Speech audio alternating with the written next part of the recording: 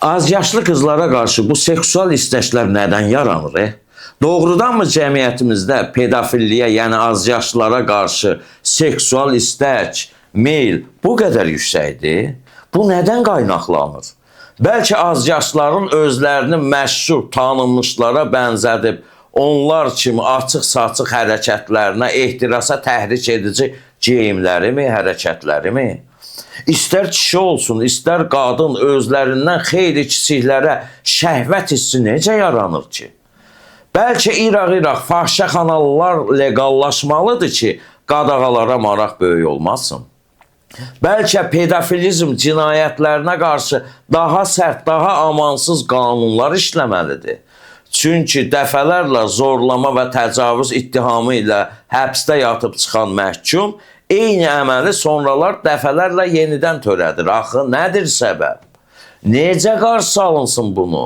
Niyə olur bu biabırçılıqlar? Nə? Niyə? Necə? Vətəndaş mövqeyimdə Rayət İmam Əliyev qarşınızdayım. Gözəl bir bayatı var. Əzizinəm, qız qıza. Oğlan qıza, qız qıza. Oğlan qızsa eybi yox. Vay o gündən, qız qıza. Lent.az xəbər verir ki, rayon sakini olan 21 yaşlı Vüqar 15 yaşlı Mətanətlə Instagram sosial şəbəkəsində tanış olublar. Sonradan onlar arasında sevgi münasibəti yaranıb və Bakıda görüşüblər. Onların ilk intim əlaqəsi kəndlərin birində qeydə alınıb. Bu hadisədən sonra onlar evlənməyə qərar veriblər. Lakin qızın ailəsi qızın yaşının az olmasına görə bu izdivaca razı olmayıb. Nəticədə Mətanət Vüqara qoşularaq qaçıb. Qızın anası qızını qaytarmaq üçün dəfələrlə Vüqargilin yaşadığı mənzilə gəlsə də Mətanət öz xoşu ilə gəldiyini bildirib və geri qayıtmayıb. Sonradan ailələrin razılığı ilə Vüqargilin həyətində el adəti ilə toy təşkil olunub və cütlüyün qanunsuz evliliyi baş tutub. Ortada barışıq var, şikayət falan yoxdur. Məhkəmənin qərarı ilə Vüqar barədə Cinayət Məcəlləsinin haqlı olaraq 152.1 maddəsi ilə 14 yaşına çatmış, lakin 16 yaşına çatmamış şəxslə cinsi əlaqədə olma və ya seksual hərəkətlər etmə maddəsi ilə cinayət işi açılıb və Vüqar 1 il 3 ay müddətinə azadlıqdan məhrum edilib. Ümumiyyətlə, pedofilizm, yəni azyaşlılara qarşı seksual istək elə dünyəvi qədimdən baş verir. Olub həmişə.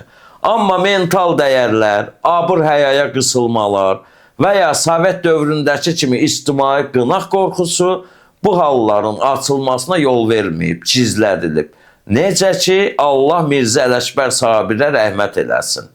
Yaşlı mollanın yanına təhsil almağa gedən az yaşlı uşağın adından bir satirik şeiri vardı, eşitmişdiniz. Şeir belə idi. Ay nənə bir qırmızı saqqal kişi, ağzı dualı qoca baqqal kişi. Gah başımı, gah gözümü əlləyir, gah budumu, gah dizimi əlləyir, gah çənəmi, gah üzümü əlləyir. Bir para sözlə deyir ehmal kişi, ağzı dualı qoca baqqal kişi, ağzı dualı qoca baqqal kişi.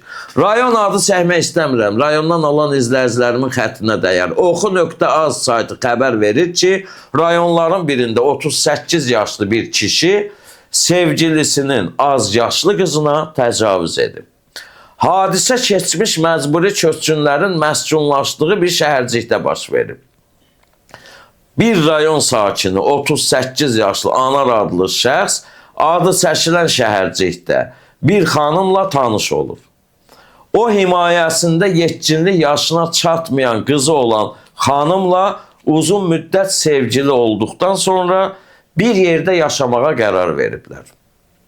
Əvvəlcə qadın öz qızını öz anasının himayəsində saxlasa da təxminən bir ildən sonra qadın yetkinlik yaşına çatmayan qızını Anarın razılığı ilə yaşadığı mənzilə gətirib və birlikdə yaşamağa başlayıblar. Qadın işlədiyindən onun qızı evdə tək qalmalı olub. Bundan istifadə edən anar tez-tez evə gələrək qıza qarşı seksual hərəkətlər etməyə başlayıb. O qızı anasını öldürməklə hədələyərək onunla mütəmadi olaraq seksual xarakterli hərəkətlər edib və bu barədə qıza heç kəsə məlumat verməməyi tapşırıb. Bir müddətdən sonra o yenidən evdə qızla seksual xarakterli hərəkət edərkən qıza bədən xəsarətləri yetirib. Hadisədən xəbər tutan qızın dayısı bu barədə polisə məlumat verib. Faktla bağlı cinayət işi başlanılıb. Polis əməkdaşlarının keçirdikləri əməliyyat tədbirləri nəticəsində anar saxlanılıb və barəsində məhkəmə qərarı ilə həbs qəti imkan tədbiri seçilib. İlahi ədalətin və məhkəmənin hökmü ilə anar 11 il müddətinə azadlıqdan məhrum edilib. Məncə bu çox azdır. Çox azdır, valla. Ay şərəfsiz və ləyaqətsizlər. Bir az yaşlı qıza tamah salanda, heç olmasa evdəki öz qızlarınızı fikirləşin. Yoxunuzdursa bacınızı, bacınız qızlarını, qardaşız qızlarını düşünün. O uşaqların yerində özünün zükülərini qoyun, vicdanınız olsun. Bir uşağın gələcəyinin üstündən xətt çəkmək, onu ömürlük xəyal qırıqlığına, zülmə, məşəqqətə sürüşləməyinizin adı nədir? Ay, ləyaqətsiz pedofillər. Onların gələcəyini niyə məhv edirsiniz ki? Vallah, mən ölüm hökmünün tərəfdarıyam belələrinə qarşı, bəzi cinayətlərə qarşı. Salam verməsən, salam almarsan. Hər şey bu həyatda qarşılıqlıdır. Sən bir uşağın ruhunu, mənliyini, gələcəyini öldürürsənsə, qarşılığı olaraq sən də öldürülməlisən. Yoxsa 11 il iş alıb sonra hansı yollarsa amnistiya düşəcək. Sonra çıxacaq, gəlib o uşağın, o qızın haçansa qarşısına çıxacaq. O qıza affek vəziyyət yaradacaq, onun halının necə olacağını kim düşünəcək?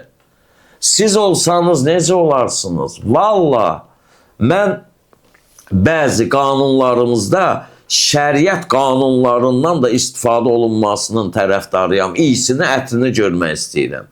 Şəriət qanunlarının da təsirini öz qanunlarımızda görmək istəyirəm. Yəni, şəriət qanunlarından da nümunələr götürülüb atılmalıdır indiki cinayət məcəlləsinə. Valla, başqa əlac yoxdur belələrinə, belə şərəfsizlərə, belə pedofillərə. Əxlaqımızı qoruyaq, qeyrətimizi qoruyaq, balalarımızı qoruyaq. Başqasının balaların yerində öz balalarımızı təsəvvür edək. Şərəfimizi, ləyaqətimizi qoruyaq.